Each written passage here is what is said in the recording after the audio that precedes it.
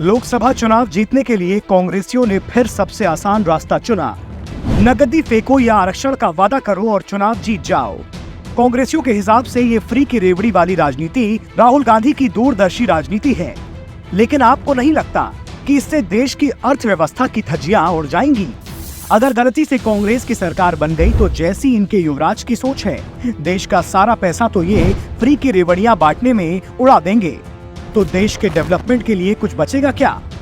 इतना ही नहीं, सबसे बड़ा सवाल तो ये है कि राहुल गांधी ने पहले चुनावों में जो वादा किया था वो पूरे किए थे क्या?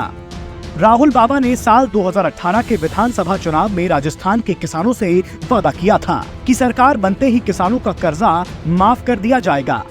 10 दिन के अंदर अलवर के राजस्थान के किसान का कर्जा माफ करके हम दिखा देंगे। लेकिन सरकार बनने के बाद क्या किया? जैसे ही सरकार बनी, 19,000 किसानों के हाथों में जमीन कुर्की का नोटिस थमा दिया। ये है इन कांग्रेसियों के चुनावी वायदों का सच। इतना ही नहीं, तेलंगाना में कांग्रेसियों ने यही खेल किया। फ्री की रेवड़ी के सहारे तेलंगाना में सरकार तो बना ली, लेकिन 3 महीने तक स्वास्थ्य कर्मियों को वेतन तक नहीं दिया। जो लोग सरकार बनाने के बाद वेतन तक नहीं दे पा रहे हैं, ऐसे लोगों पर भरोसा कैसे किया जा सकता है? आज राहुल बाबा चुनाव जीतने के लिए देश की महिलाओं को आधा हक यानी कि नौकरियों को 50% आरक्षण दिलाने का वादा कर रहे हैं। अगर सच में इनको देश की महिलाओं की इतनी ही चिंता थी तो साल 2004 से 2014 के बीच 10 साल तो इन्हीं की पार्टी की सरकार थी और अप्रत्यक्ष रूप से इनकी मां ही सरकार चला भी रही थी। तो खुद एक महिला होते हुए भी इनकी मां ने देश की महिलाओं को 50% आरक्षण क्यों नहीं दिलवा दिया? राहुल बाबा आज गरीब महिलाओं को आर्थिक लाभ देने की बात कर रहे हैं।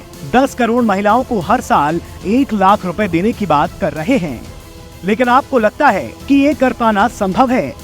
10 करोड़ महिलाओं को हर साल 1 लाख रुपए देने के लिए लगभग 10 लाख करोड़ रुपए चाहिए।